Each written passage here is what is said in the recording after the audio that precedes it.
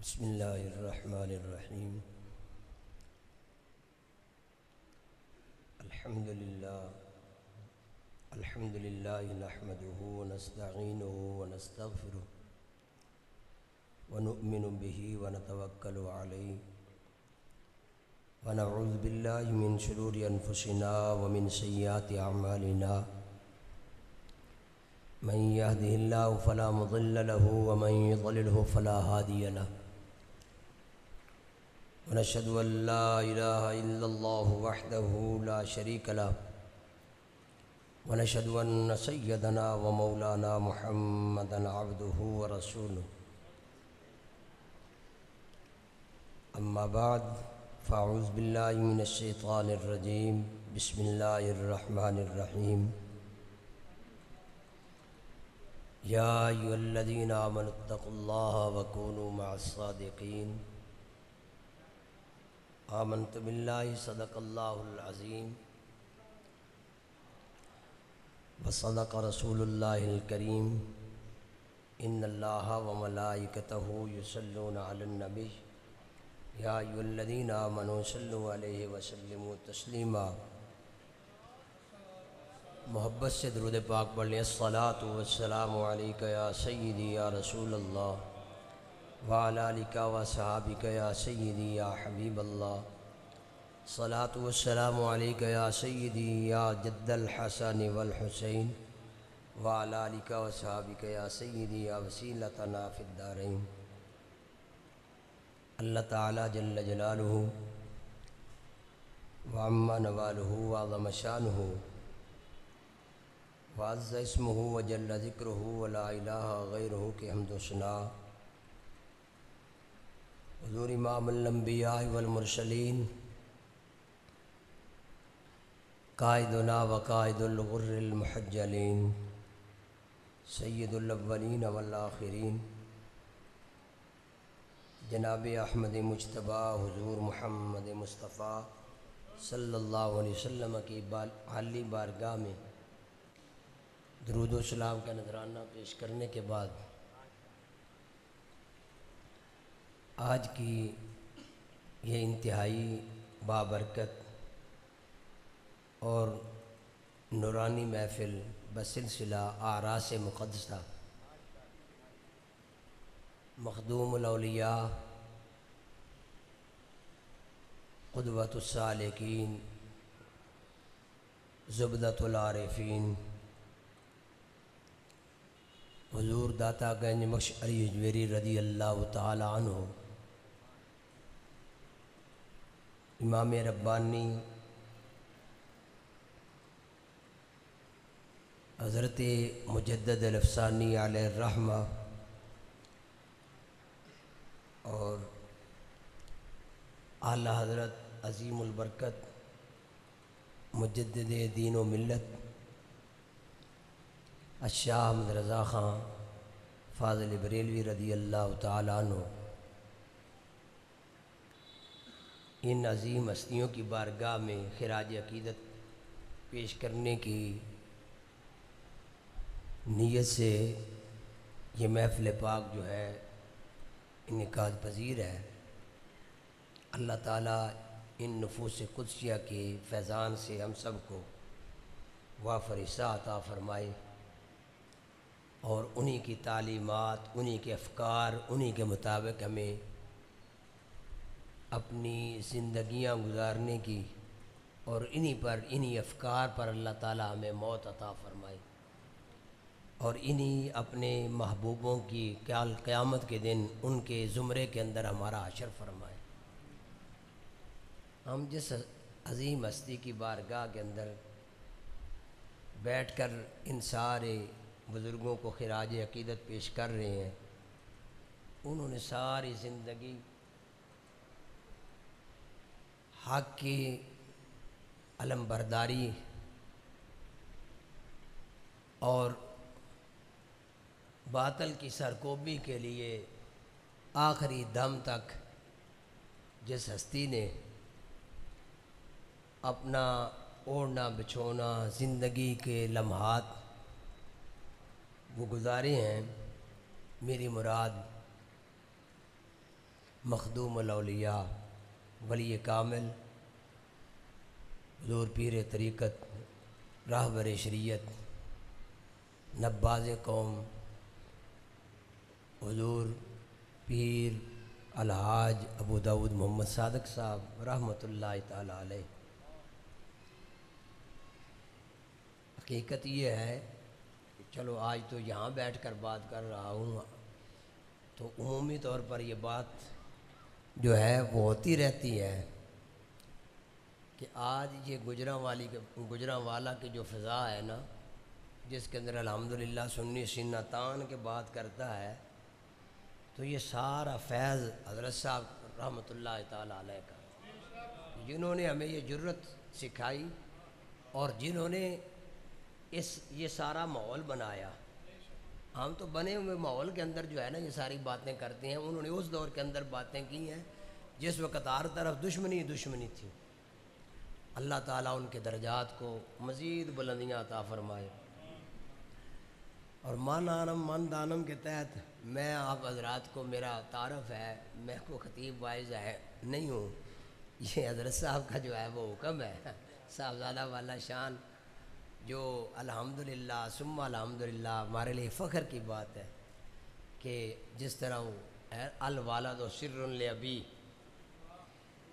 واقعتاً آپ جو ہے نا اس کے مصداق ہیں، یہ کوئی خوشامد کی بات نہیں، اللہ نے بہت بڑا فضل فرمایا کہ حضرت صاحب کے اس فیضان کو جو ہے بالکل اسی طرح اسی نہج پر جو ہے وہ چلا رہے ہیں۔ اللہ تعالیٰ اس آستانے کے اس فیضان کو تا قیامت جاری و ساری رکھے، اور اسی طرح یہ اہل سنت کی باریں جو ہیں اس آستانے کے ساتھ قائم رہیں، اور اللہ تعالیٰ ہم سب کو ان بزرگوں کے فیضان سے وافر حصہ عطا فرمائے۔ میں نے مختصر سی چند باتیں عرض کرنی ہے، چونکہ اعلیٰ حضرت عظیم البرکت علیہ الرحمہ کا عرس مبارک بھی ہے۔ امام اہل سنت آپ کا تعارف اس آستانے پر یقیناً میرا خیال ہے مجھ سے آپ زیادہ جاننے والے لوگ بیٹھے ہوں گے کہ اعلیٰ حضرت کی شخصیت کے حوالے سے، ان کی علمی مقام کے حوالے سے، ان کی جو ہے دیگر خدمات کے حوالے سے میں بھی چند باتیں شاید آپ کے لیے نئی نہ ہوں، لیکن وہ جس طرح وہ عربی کا شعر ہے ذکر نعمان اللہ والمسک ما کررتہ یتذبذب، کہ نعمان کا ذکر بار بار کر، یہ کستوری ہے، جتنا رگڑے گا اس کی خوشبو زیادہ ہوگی۔ تو یہ اعلیٰ حضرت کا ذکر جو ہوتا ہے نا، یہ کستوری کی مثل ہے کہ اس کو جتنا جو ہے وہ زیادہ کرو گے، اس کی خوشبو اور اس کی بہانے جو ہے نا اس کے اندر جو ہے اور اضافہ ہوگا۔ تو میں بھی اسی حوالے سے چند ایک باتیں جو ہے وہ عرض کرنی ہے۔ آپ کی جو ہے وہ عظمت اور شان کے حوالے سے یقیناً ہمارے مہمان خطیب تشریف لے آئے ہیں، انشاءاللہ وہ اب آپ کے دلوں کو گرمائیں گے۔ میں چند ایک باتیں کہ جن ہستیوں کا ہم ذکر کر رہے ہیں ان کے اندر داتا صاحب رحمۃ اللہ علیہ، ان کی تو مثال ہی نہیں۔ حضور شیر ربانی اعلیٰ حضرت شرف پوری علیہ الرحمہ فرمایا کرتے تھے، بیلیو جس کو مدینے شریف دا کرایہ نہ ہوئے وہ داتا صاحب حاضری دے آیا، جس کے پاس مدینہ شریف جانے کے لیے کرایہ نہیں ہے وہ داتا صاحب حاضری دے لیا کرے، وہی فیضان یہاں سے بھی مل جائے گا، کیونکہ وہاں انہی کے فیضان کی جو ہے یہ تقسیم گاہ ہے۔ اور میں نے یہ کتاب کے اندر تو نہیں، بزرگوں سے یہ سنا ہے کہ حضور مجدد الافسانی جن کا آج جو ہے ہم ذکر خیر کرنے والے ہیں، آپ سے کسی نے داتا صاحب کے متعلق تو پوچھا تو آپ نے فرمایا لاہور شہر قطب ارشاد است کہ این جا علی جویری است، کہ لاہور شہر قطب ارشاد ہے کیونکہ یہاں حضور مخدوم الاولیاء تشریف فرما ہے۔ داتا صاحب کی عظمت اور شان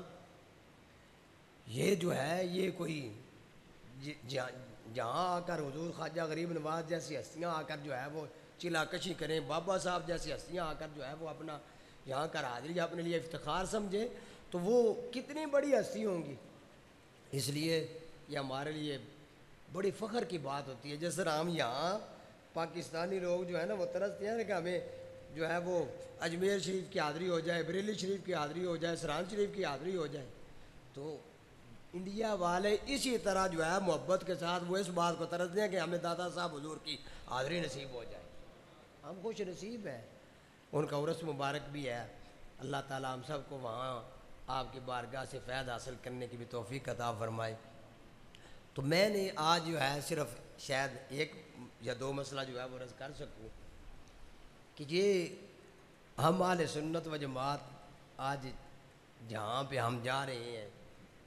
ہمارے لیے یہ لمحہ فکریہ ہے، بڑی ہی افسوسناک ہمارے لیے یہ بات ہے کہ بیگانے تو بیگانے پہلے تھے ہی، لیکن اب جو ہے وہ اپنوں کے ساتھ جو ہے وہ واسطہ جب بندے کو پڑ جاتا ہے تو پھر اس کا علاج ناممکن ہوتا ہے کہ محبت اہل بیت کے نام پر جو صحابہ کے ساتھ عداوت اور دشمنی کا اور ان سے برات کا جو سلسلہ ہم اہل سنت کے اندر یہ رافضیت کا سلسلہ چل پڑا ہے، ہمارے ان بزرگوں نے سینکڑوں سال پہلے اس فتنے کی نشاندہی پہلے کر دی تھی، اور انہوں نے اس دور کے اندر بھی یہ فتنے تھے، ان کی جب نشان جو ہے اس فتنوں کا انہوں نے جب علاج کیا تو وہ یہ بالکل فتنے آج بھی ہمارے لیے ہیں، اور ان کا علاج وہی ہے جو ہمارے بزرگوں نے بتایا ہے۔ آج میں حضور مجدد الافسانی علیہ الرحمہ کی مکتوبات شریف کے حوالے سے اور اعلیٰ حضرت عظیم البرکت کے یہ میرے سامنے المعتقد المستند، اس کی شرح اعلیٰ حضرت عظیم البرکت نے فرمائی ہے، المستند المعتقد معتمد، اس کے حوالے سے جو ہے یہ ایک صرف مسئلہ جو ہے وہ عرض کرنا ہے کہ یہ رفس جو ہے یہ اب جو ہے وہ پہلے تو تھا اپنے گھر کے اندر تھا، اب رفس جو ہے یہ صحابہ سے بیزاری کا نام رفس ہے، یہ نہیں کہ محبت اہل بیت کا نام رفس نہیں، بلکہ صحابہ سے بیزاری کا نام یہ رفس ہے، اور یہ پہلے جو ہے وہ باہر تھا، اب ہمارے اندر گھس آیا ہے۔ اس حوالے سے جو ہے مجدد صاحب علیہ الرحمہ نے اور ہمارے بزرگوں نے اس بارے میں جو ہماری رہنمائی فرمائی ہے، میں چند ایک باتیں جو ہے مکتوبات شریف اور جو ہے اعلیٰ حضرت کی اس کتاب سے جو ہے عرض کرنا ضروری سمجھتا ہوں۔ حضور مجدد الافسانی علیہ الرحمہ مکتوبات شریف کے اندر مکتوب نمبر 36 ہے اور دفتر 100 میں ہے، جس کے اندر یہ آپ کا جو ہے یہ مکتوب شریف ہے۔ آپ پہلے جو ہے یہ بتاتے ہیں کہ ہم اہل سنت و جماعت اور اہل سنت کی پہچان کیا ہے، فرماتے ہیں کہ بعض لوگ یہ دعویٰ کرتے ہیں کہ محبت اہل بیت یہ غیروں کے پاس، رافضیوں کے پاس ہے، وہ لوگ جو ہے اہل بیت سے محبت کرنے والے ہیں۔ حضور داتا صاحب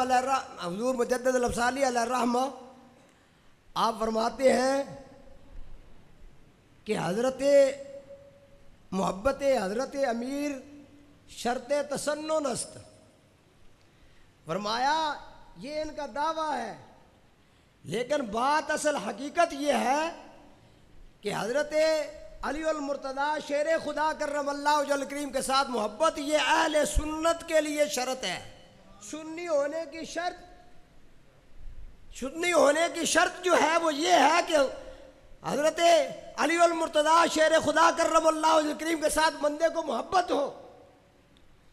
وہاں کے ہی محبت نہ دارد از اہل سنت خارج گشت، فرماتے ہیں اگر کسی کے دل کے اندر مولا مرتضیٰ کی محبت نہیں ہے تو وہ اہل سنت سے خارج ہے۔ آج لوگ اس کو رفض کی علامت قرار دیتے ہیں، اور جن کے اندر یہ بغض جو ہے صحابہ کا موجود ہے وہ اپنے بغض کو چھپانے کے لیے اہل بیت کی محبت کا ٹائٹل لگاتے ہیں اور کہتے ہیں کہ ہم محب اہل بیت ہیں۔ ہمارے بزرگوں نے اس کی نشاندہی کی ہے، فرمایا نہ محبت اہل بیت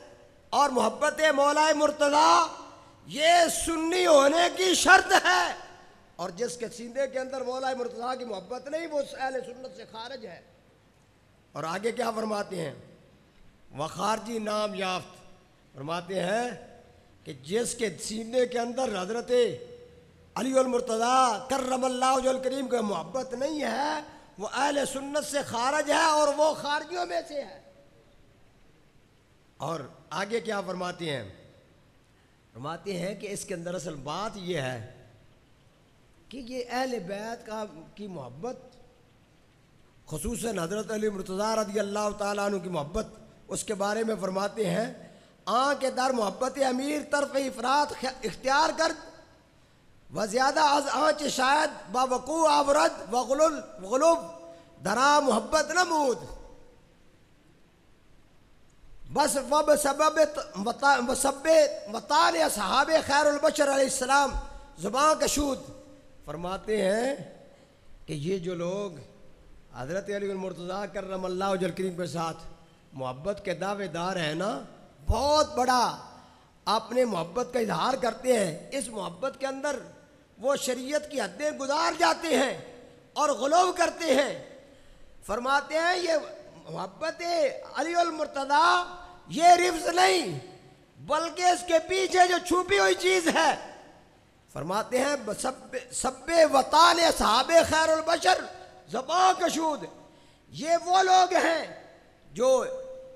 آقا کریم صلی اللہ علیہ وسلم کے صحابہ کرام کی بارگاہ کے اندر گستاخیاں کرنے والے، ان کی زبان شان کے اندر جو ہے وہ طعن و تشریح کرنے والے، یہ اپنے اس رفض کو چھپانے کے لیے اہل بیت کی محبت کا ٹائٹل لگاتے ہیں۔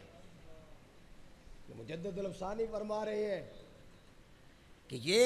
محبت اہل بیت نہیں، اصل میں محب اہل بیت وہ سنی ہوتا ہے، لیکن فرماتے ہیں جو لوگ یہ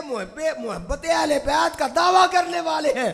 فرمایا یہ محب اہل بیت نہیں ہے بلکہ یہ اپنے اس کوڑ کو چھپانے کے لیے محبت اہل بیت کا ٹائٹل لگاتے ہیں۔ اور فرماتے ہیں کہ یہ مجدد الافسانی علیہ الرحمہ فرماتے ہیں بندہ رافضی کیسے بن جاتا ہے؟ فرماتے ہیں محبت امیر رفض نیست، لوگوں کہیں یہ نہ سمجھنا کہ حضرت علی المرتضیٰ کی محبت یہ اس کا نام رفض ہے، شیعہ ہونا اس کا نام ہے، نہ رافضی ہونا یہ حضرت امیر یعنی حضرت علی المرتضیٰ سے محبت یہ رفض نہیں ہے۔ نسبت تبری از خلفائے ثلاثہ رفض است، فرماتے ہیں حضرت علی المرتضیٰ سے محبت یہ رفض نہیں بلکہ خلفائے ثلاثہ سے اپنی برات کا اظہار کرنا اور ان سے جو ہے بری ہونا، فرمایا اصل میں یہ رفض ہے۔ رفض تو یہ ہے کہ خلفائے ثلاثہ کی شان کے اندر گستاخی کرنا۔ اور پھر آگے جا کر فرماتے ہیں محبت سنی جو ہوتا ہے اس کی نشانی کیا ہوتی ہے؟ سنی جو ہے اس کا ان کے ساتھ کیا تعلق ہوتا ہے؟ فرماتے ہیں سنی محبت اہل بیت با تعظیم و توقیر جمیع اصحاب کرام تسنن است، فرماتے ہیں کہ جمیع صحابہ کرام کے ساتھ تعظیم و توقیر کا رشتہ ہوتے ہوئے اہل بیت سے محبت کا نام جو ہے یہ سنی ہونا ہے۔ سنی کسے کہتے ہیں؟ فرمایا جو اہل بیت سے محبت بھی رکھے اور صحابہ کرام کی تعظیم بھی کرے، فرمایا کہ جو جس کے سینے کے اندر اہل بیت کی محبت بھی ہے اور صحابہ کی تعظیم بھی ہے وہ سنی ہے۔ اور فرماتے ہیں گناہ اہل سنت ہمی است، فرماتے ہیں اہل سنت کا قصور کیا ہے کہ سنیوں کو یہ لوگ کیوں جو ہے وہ ہر وقت، فرماتے ہیں قصور ان کا صرف ایک ہی ہے، با محبت اہل بیت تعظیم و توقیر صحابہ سرور صلی اللہ علیہ وسلم میں نمایت، فرماتے ہیں اہل سنت کا قصور یہ ہے کہ سنی بھی اہل بیت سے محبت کا اعلان کرتا ہے لیکن اس کا قصور یہ ہے یہ اہل بیت کی محبت کے ساتھ صحابہ کی تعظیم کا بھی اعلان کرتا ہے۔ بات ہے کہ اگر وہیچ یکی از ایہاں باوجود مراد، اور آگے اس کا مفہوم یہ ہے فرماتے ہیں کہ اہل سنی جو ہوتا ہے وہ صحابہ کرام کے درمیان میں جو ان کے مشاجرات ہیں، جو ان کے مخالفات آپس کے اندر مخالفتیں ہیں، ان کو بھی اگر ذکر کرتا ہے تو بڑے ادب کے ساتھ ذکر کرتا ہے، اس کے اندر بے ادبی نہیں کرتا۔ فرمایا اہل سنت کا قصور صرف یہ ہے، ورنہ اہل بیت سے محبت، یہ کون کہتا ہے کہ اہل بیت سے محبت جو ہے وہ ضروری نہیں؟ مجدد صاحب فرماتے ہیں اہل بیت سے محبت یہ سنی ہونے کی نشانی اور علامت ہے،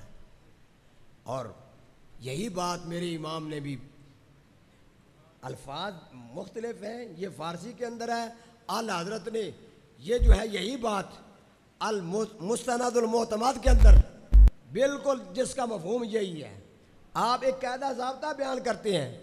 یہ کتاب المعتقد المنتقد علامہ فضل رسول بدایونی رحمۃ اللہ تعالیٰ علیہ، ان کی یہ اعتقادیات پر عقائد پر یہ مشتمل کتاب ہے عربی کے اندر۔ 50 سال بعد اعلیٰ حضرت عظیم البرکت نے اس کی یہ شرح لکھی جس کا نام ہے المستند المعتمد۔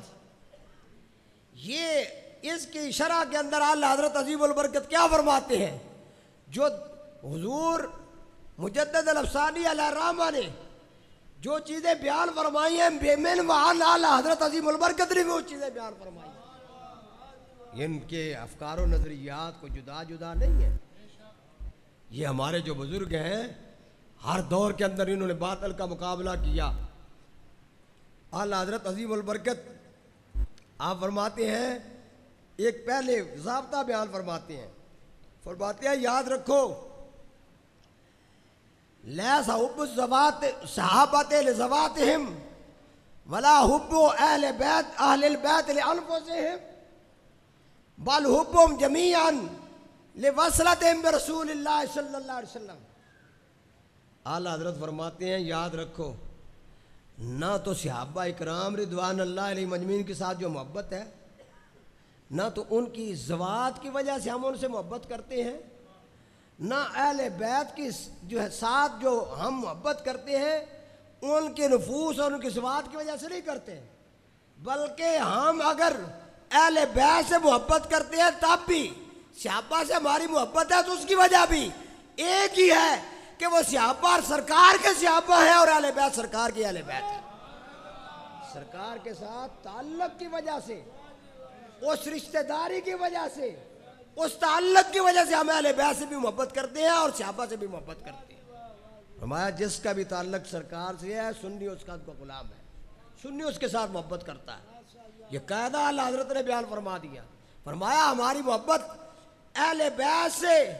اس لیے ہے کہ وہ سرکار کی اہل بیت ہے، اور صحابہ سے ہم محبت اس لیے محبت کرتے ہیں کہ وہ سرکار کے صحابہ ہیں۔ اور اعلیٰ حضرت عظیم البرکت آگے کیا فرماتے ہیں؟ فرمایا فمن احب رسول اللہ صلی اللہ علیہ وسلم واجب ان یحبہم جمیعا۔ اعلیٰ حضرت فرماتے ہیں ارے جو اللہ کے محبوب کریم علیہ السلام کے ساتھ محبت کرتا ہے وہ اہل بیت کے ساتھ بھی محبت کرتا ہے، وہ صحابہ سے بھی محبت کرتا ہے۔ ارے یہ ساری محبتیں ان کا محور اور مرکز جو ہے وہ سرکار کی ذات ہے، ہم جس سے بھی محبت کرتے ہیں وہ سرکار کی محبت کی وجہ سے اس سے محبت کرتے ہیں۔ سرکار نے بھی فرمایا ہے نا اللہ فی صحابی لا تتخذوا غرضا من بعدی فمن احبہم فبحبی احبہم۔ سرکار نے فرمایا ارے میرے غلاموں، میرے صحابہ کے بارے میں اللہ سے ڈرنا، میرے صحابہ کے بارے میں اللہ سے ڈرنا۔ لا تتخذوا غرضا من بعدی، میرے بعد صحابہ کو نشانہ نہ بنانا، تان و تشریح نہ کرنا۔ فمن احبہم فبحبی احبہم، جس نے میرے صحابہ سے محبت کی اس نے اس لیے ان سے محبت کی ہے کہ وہ مجھ سے محبت کرنے والا ہے، وہ میرے صحابہ ہے، میری محبت کی وجہ سے میرے صحابہ سے محبت کرتا ہے۔ یہ حدیث ترمذی کی حدیث ہے، میرے کریم آقا صلی اللہ علیہ وسلم نے وجہ بیان فرما دی، اور اعلیٰ حضرت عظیم البرکت نے اسی بات کو واضح فرماتے فرمایا جو بھی سرکار سے محبت کرنے والا ہے وہ صحابہ سے محبت اس لیے کرتا ہے کہ وہ سرکار کے صحابہ ہیں، اور اہل بیت سے ہم محبت اس لیے کرتے ہیں کہ سرکار کی اہل بیت ہے۔ آگے ذرا اس بات کو واضح کرتے ہوئے اعلیٰ حضرت فرماتے ہیں وَمَنْ أَبْغَضَ بَعْدَهُمْ ثابت انہ لا یحب رسول اللہ صلی اللہ علیہ وسلم. اعلیٰ حضرت فرماتے ہیں اگر صحابہ ہوں یا اہل بیت ہوں ان میں سے اگر کسی سے بغض رکھے گا تو اس کو سرکار سے محبت نہیں ہے، وہ سرکار کا محب نہیں ہے. سرکار سے اگر محبت ہوتی تو یقیناً وہ صحابہ کی گستاخی نہ کرتا، صحابہ سے بغض نہ رکھتا، اہل بیت سے بغض نہ رکھتا. کیوں؟ صحابہ سے محبت اور اہل بیت سے محبت ہم کرتے اس لیے ہے کہ ہم سرکار کے ساتھ محبت کرنے والے ہیں. اللہ اکبر یا رسول جاری رہے گا.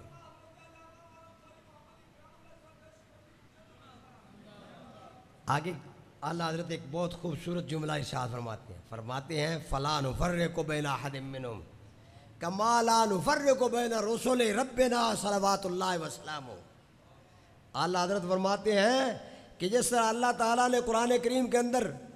ہمیں حکم دیا آمن الرسول بما انزل الیہ من ربہ والمؤمنون کل آمن باللہ وملائکتہ وکتبہ ورسلہ لا نفرق بین احد من رسلہ. ہمارا سارے رسولوں پر ایمان ہے، ہم ان کے درمیان میں فرق نہیں کرتے کہ اس پر ہمارا ایمان ہے اس پر نہیں ہے، بلکہ اللہ فرما رہا ہے کہ میرے محبوب کے جو غلام ہیں نا، جو مسلمان ہیں، ان کی پہچان یہ ہے، ان کے ایمان یہ ہے، وہ سارے رسولوں پر ایمان رکھتے ہیں. تو جس طرح اعلیٰ حضرت فرماتے ہیں ہم رسولوں کے درمیان میں ایمان رکھنے کے اندر فرق نہیں کرتے، اسی طرح سرکار کے صحابہ کے درمیان میں ہم فرق نہیں کرتے. ہم سنی ہیں. سنی وہ ہوتا ہے جو صحابہ کے درمیان میں فرق نہ کرے کہ فلاں کو میں مانتا ہوں اور فلاں کو نہیں مانتا. اعلیٰ حضرت نے یہ فرق مٹا دیا. فرمایا سنی وہ ہے جس طرح کہ رسولوں کے درمیان میں فرق کرنا جائز نہیں، فرمایا اسی طرح صحابہ کے درمیان میں بھی فرق کرنا جائز نہیں ہے کہ آدمی کسی کے ساتھ تو محبت رکھے اور کسی کے ساتھ جو ہے وہ اپنے محبت کا اظہار نہ کرے. بلکہ فرماتے ہیں وَمَنْ أَحَبَّ أَبَا بَكْرٍ وَلَمْ يُحِبَّ عَلِيًّا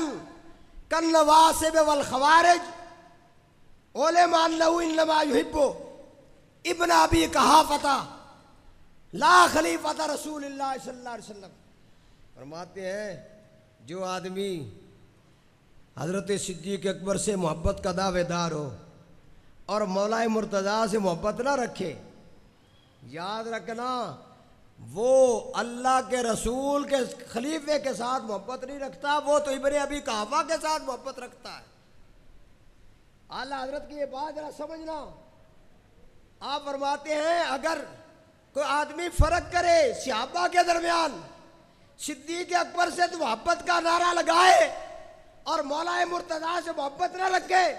فرمایا جس طرح کے ناسبی اور خارجی ہوتے ہیں، فرمایا وہ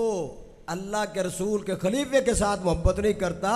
اس کی ابو بکر صدیق سے محبت نہیں ہے بلکہ اس کی تو ابن ابی قحافہ کے ساتھ محبت ہے. یعنی حضرت صدیق اکبر کے والد گرامی جناب ابو قحافہ گویا کہ وہ حضرت ابو قحافہ کا بیٹا سمجھ کر ان کی ذات کے ساتھ محبت کر رہا ہے. اگر اس کا تعلق سرکار کی وجہ سے ہوتا، سرکار کا خلیفہ سمجھ کر محبت کرتا، سرکار کا صحابی سمجھ کر محبت کرتا، تو پھر اس نے فرق نہیں کرنا تھا. پھر جس طرح وہ حضرت صدیق اکبر سے محبت کرتا اس طرح جناب مولا مرتضیٰ سے بھی محبت کرتا. تو چونکہ وہ فرق کر رہا ہے، فرمایا پھر وہ اگر مولا مرتضیٰ سے محبت نہیں کرتا، صدیق اکبر سے محبت کرتا ہے، فرمایا وہ خارجی ہے، ناسبی ہے، اور اس کی محبت اللہ کے رسول کے خلیفے کے ساتھ نہیں ہے بلکہ ابن ابی قحافہ کے ساتھ اس کی محبت ہے. اور اگلا جملہ بھی اللہ حضرت فرماتے ہیں وَمَنْ أَحَبَّ عَلِيًّا وَلَمْ يُحِبَّ أَبَا بَكْرٍ كَالرَّوَافِضِ. فرماتے ہیں جو مولا مرتضیٰ سے محبت کرے اور صدیق اکبر سے محبت نہ رکھے جس طرح کے رافضی لوگ ہوتے ہیں، عُلِمَ أَنَّهُ إِنَّمَا يُحِبُّ ابن ابی طالب. پتہ چل گیا کہ اس کی محبت جو ہے وہ ابو طالب کے بیٹے کے ساتھ ہے، وہ اللہ کے محبوب کے بھائی اور اللہ کے محبوب کے جو ولی ہیں ان کے ساتھ اس کی محبت نہیں ہے. گویا کہ محبتوں کا محور اور مرکز سرکار کی ذات گرامی ہے۔ اعلیٰ حضرت نے یہ قاعدہ بیان فرما دیا، فرمایا ہماری جو صحابہ سے محبتیں ہیں، ہم صحابہ سے محبت اس لیے محبت کرتے ہیں کہ وہ سرکار کے صحابہ ہیں، اور اہل بیت سے بھی محبت اس لیے محبت کرتے ہیں کہ وہ سرکار کی اہل بیت۔ فرمایا جو ان کے درمیان میں فرق کرتا ہے، فرمایا وہ سنی نہیں، وہ سنی نہیں ہے۔ جس طرح مجدد الافسانی نے بھی اپنے الفاظ کے اندر اس کو بیان کر دیا، فرمایا اہل بیت کی محبت یہ کوئی رفض کی علامت نہیں، علی علی کرنا، حیدر حیدر کرنا یہ کوئی رفض کی علامت نہیں۔ ہاں جو رفض ہے اس کو چھپانے کے لیے یہ محبت اہل بیت کا ٹائٹل لگاتے ہیں۔ ارے اصل علی علی کا نام لینا یہ کوئی منع نہیں، وہ سینوں کے اندر جو کوڑ ہے نا صحابہ کے بارے میں،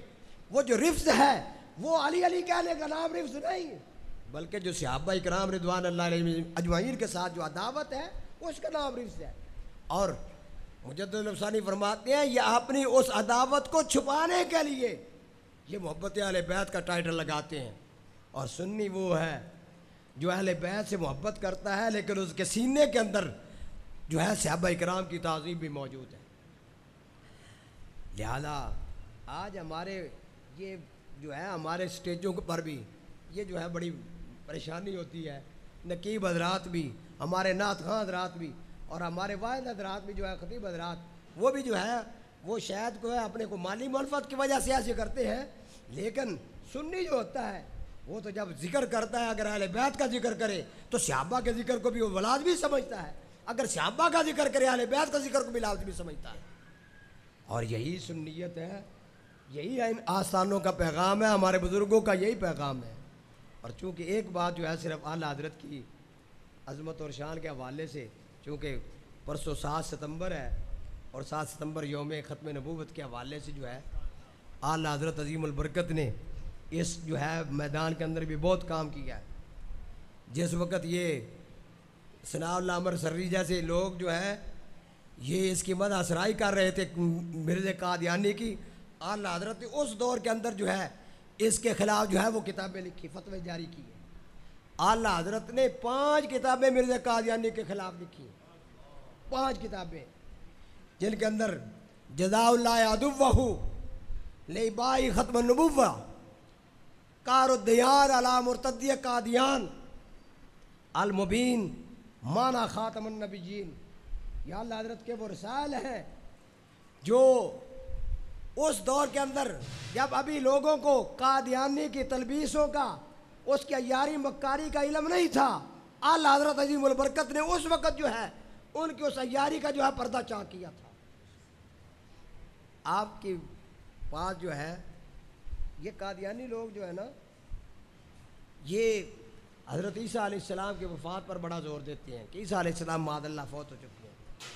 ہم علیہ السلام کا عقیدہ یہ ہے کہ عیسیٰ علیہ السلام وما قتلوا وما صلبوا ولکن شبہ لهم، عیسیٰ علیہ السلام نہ قتل کیے گئے نہ آپ کو سولی چلایا گیا، آپ کی شبیہ بنائی گئی، بر رفع اللہ علیہ، وہ آسمانوں پر ہیں، اللہ نے ان کو آسمانوں پر اٹھا لیا۔ ہم علیہ السلام کا یہ عقیدہ ہے۔ تو یہ چونکہ مرزا قادیانی کو مسیح موعود جو ہے ثابت کرنے کے لیے زور لگاتے ہیں کہ اللہ جو ہے حضرت عیسیٰ علیہ السلام کی وفات پر، تو بخاری شریف کے حدیث مبارکہ ہے اعلیٰ حضرت کی جو ہے وہ، میں صرف یہ بات عرض کر کے، چونکہ آپ کا عرس مبارک ہے اس حوالے سے، اور یہ 7 ستمبر کے حوالے سے بھی جو ہے اس کی مناسبت سے یہ جو ہے وہ اس کے ساتھ جو ہے وہ ذکر ہو جائے کہ بخاری شریف کے اندر حدیث مبارکہ ہے کہ کریم آقا صلی اللہ علیہ وسلم نے ارشاد فرمایا لعن اللہ الیہود والنصارى اتخذوا قبور انبیاء مساجد، اللہ یہودیوں عیسائیوں پر لعنت فرمائے جنہوں نے نبیوں کی قبروں کو جو ہے وہ سجدہ گاہ بنا لیا۔ اللہ ان عیسائیوں اور یہودیوں پر لعنت فرمائے۔ اب یہ حدیث مبارکہ اس سے جو ہے قادیانی استدلال کرتا ہے، اعلیٰ حضرت کی وہ علمی جو ہے وہ گہرائی دیکھو، اور ان کا جو ہے وہ رد اعلیٰ حضرت نے فرمایا۔ جب بھی کسی قادیانی سے بات ہو نا تو وہ زور اس بات پر دیتے ہیں کہ عیسیٰ علیہ السلام کی وفات جو ہے ایسے مسائل جو ہے اس پر بات کریں گے، تو انہوں نے اس حدیث سے جو ہے استدلال یہ کیا کہ سرکار نے فرمایا اللہ یہودیوں اور عیسائیوں پر لعنت فرمائے جنہوں نے نبیوں کی قبروں کو سجدہ گاہ بنا لیا، مساجد بنا لیا۔ اب انہوں نے کہا کہ دیکھو کہ یہودیوں کے نبی موسیٰ علیہ السلام اور اس کے بعد آنے والے، اور عیسائیوں کے نبی تو صرف ایک عیسیٰ علیہ السلام ہے۔ تو سرکار نے فرمایا یہودیوں اور عیسائیوں دونوں پر لعنت ہو، کیونکہ انہوں نے نبیوں کی قبروں کو سجدہ گاہ بنا لیا، اور عیسائیوں کے تو ایک ہی نبی ہے عیسیٰ علیہ السلام۔ لہذا پتہ چلا کہ ان کی قبر کو انہوں نے سجدہ گاہ بنایا ہے، لہذا پتہ چل گیا کہ عیسیٰ علیہ السلام فوت ہو گئے۔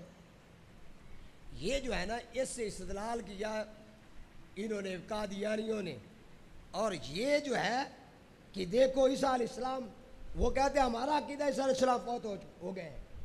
اور جو اللہ سرکار دو جہاں صلی اللہ علیہ وسلم نے فرمایا قرب قیامت مسیح موعود آئے گا، وہ کہنے لگے یہ معاذ اللہ یہ کانا قادیانی ہے، وہ اس کو مسیح موعود ثابت کرنے کے لیے عیسیٰ علیہ السلام کے وفات کو ثابت کرتے ہیں، کہتے ہیں حدیث سے ثابت ہو گیا۔ اعلیٰ حضرت عظیم البرکت نے اس کے 3 جواب ارشاد فرمائے۔ پہلا جواب اپنی طرف سے،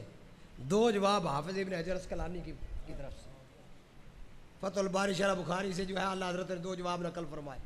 اور ایک جواب پہلا جواب اپنی طرف سے ارشاد فرمایا جس کا خلاصہ میں عرض کر دوں، وہ چونکہ تھوڑی سی جو ہے نا وہ گرامر والی بات ہے، مانتے ہیں کہ یہ بات پکی ہے کہ انبیاء کی جو ہے نا وہ یہ انبیاء کہ انہوں نے نبیوں کی قبروں کو جو ہے سجدہ گاہ بنا لیا، یہ انبیاء نبی کی جمع ہے، اور ہم ضمیر ہے اس کی طرف اس کی اضافت ہے، اور یہ گرامر والے کہتے ہیں کہ یہ اضافت استغراق کے لیے ہے سارے نبیوں کی، کہتے ہیں تو یہ عقلانی محال ہے نا کہ موسیٰ علیہ السلام سے لے کر عیسیٰ علیہ السلام تک سینکڑوں ہزاروں نبی آئے بنی اسرائیل کے اندر، اور ہر نبی کی قبر کو تو انہوں نے سجدہ گاہ بنایا ہی نہیں، سارے نبیوں کی قبروں کو انہوں نے سجدہ گاہ نہیں بنایا، بلکہ یہ انہوں نے بعض نبیوں کی قبروں کو سجدہ گاہ بنایا۔ جب بعض کے اندر بنایا ہے تو عیسیٰ علیہ السلام بھی ان بعض ہیں جن کے قبر کو سجدہ نہیں بنایا گیا، لہذا حدیث کے مفہوم کے لیے یہ ضروری ہے ہی نہیں کہ سارے نبیوں کی قبروں کو سجدہ، عقلاً بھی یہ محال ہے کہ سارے نبیوں کی قبروں کو انہوں نے سجدہ گاہ بنا لیا۔ اور اعلیٰ حضرت اس کے 2 جواب اور ارشاد فرماتے ہیں کہ یہ قادیانیوں کا دھوکہ ہے جو سادہ لوگ مسلمانوں کو دینے کی کوشش کرتے ہیں۔ فرماتے ہیں یہ حدیث اس کو نقل کرنے کے بعد حافظ ابن حجر نے یہاں یہی اعتراض اٹھا کر جواب دیا ہے کہ اصل میں بات یہ ہے کہ نبیوں کی قبروں کو مسجدیں بنانا ابتداءً یہ یہودیوں نے کام کیا، اور ان کی پیروی کے اندر جو ہے عیسائیوں نے یہ کام کیا، اور چونکہ جن نبیوں کے ساتھ وہ یہودی عقیدت اور محبت کا اظہار کرتے تھے، انہی نبیوں کے ساتھ عیسائی بھی عقیدت اور محبت کا اظہار کرتے تھے، لہذا سرکار کے ارشاد سے لعن اللہ الیہود والنصارى، اس کا مطلب یہ بنا کہ جن یہودیوں نے انبیاء کرام علیہ السلام جن کے ساتھ وہ عقیدت رکھتے تھے ان کی قبروں کو انہوں نے جب سجدہ گاہ بنایا تو عیسائی بھی ان کی پیروی کے اندر ان کے پیچھے چل پڑے، انہوں نے بھی انہی قبروں کو جو ہے اپنا سجدہ گاہ بنا لیا۔ لہذا اس سے یہ لازم نہیں آتا کہ عیسیٰ علیہ السلام فوت ہو جائیں۔ اور دوسرا بخاری شریف کے اندر حدیث مبارکہ نقل کر کے اعلیٰ حضرت نے اس کا دوسرا جواب دیا، فرماتے ہیں کہ اصل میں سرکار دو جہاں صلی اللہ علیہ وسلم نے اس کا خود جواب ارشاد فرما دیا۔ بخاری و مسلم کے اندر یہ حدیث مبارکہ ہے، اولئک قوم اذا مات فیہم العبد الصالح بنوا علی قبر مسجدا، سرکار نے فرمایا اولئک، پیچھے عیسائیوں کا ذکر چل رہا ہے، یہ وہ بدبخت لوگ ہیں ان کا جب بھی کوئی نیک آدمی فوت ہو جاتا تو وہ اس کی قبر کو سجدہ گاہ بنا لیتے۔ سرکار نے خود ارشاد فرما دیا انہوں نے قبر کو سجدہ جو ہے یہ جو قبروں کا سجدہ گاہ بنایا ہے نا، نبیوں کی نہیں بنایا، عیسائیوں نے جو قبروں کی سجدہ گاہ بنایا ہے وہ عیسیٰ علیہ السلام کے جو حواری اور ان کے جو نیک لوگ ہوتے تھے جب وہ فوت ہو جاتے تھے ان کی تصویریں قبر پر لگا دیتے تھے اور ان کی قبروں کو جو انہوں نے سجدہ گاہ بنایا۔ اعلیٰ حضرت نے ان کا یہ مکر و فریب اس کو دو چاک کر دیا، فرمایا کہ قطعاً اس حدیث سے ان قادیانیوں کا یہ استدلال ثابت نہیں ہوتا کہ اس حدیث مبارکہ سے قادیانی جو ہے عیسیٰ علیہ السلام کے وفات کو ثابت کریں. کیوں کہ سرکار نے دوسری حدیث کے اندر اس کی تشریح فرما دی ہے. سرکار نے فرما دیا ہے کہ عیسائیوں نے تو جو ان کے نیک لوگ تھے ان کی قبروں کو سجدہ گاہ بنایا اور یہودیوں نے اپنے نبیوں کی قبروں کو سجدہ گاہ بنایا. لہذا یہ نصارہ کا جو لفظ آیا اس سے جو ہے قادیانی یہ اپنے جو ہے مذہب کی دلیل نہیں بنا سکتا. اعلیٰ حضرت عظیم البرکت نے اپنی کتابوں کے اندر ان لوگوں کا بڑے خوبصورت انداز کے اندر رد کیا. اور میں پہلے عرض کر چکا ہوں کہ ابھی لوگوں کو اس کی تلبیس کا پتہ ہی نہیں تھا, اس کی مکاری کا پتہ نہیں تھا. اعلیٰ حضرت عظیم البرکت وہ پہلے 2-3 لوگوں میں سے ہیں جنہوں نے سب سے پہلے اس قادیانی کے خلاف کفر کا فتویٰ جو ہے وہ دیا. اللہ تعالیٰ ان بزرگوں کے درجات کو بلندیاں عطا فرمائے اور ہم سب کو ان کے فیضان سے وافر حصہ عطا فرمائے. اعلیٰ حضرت عظیم البرکت علیہ الرحمہ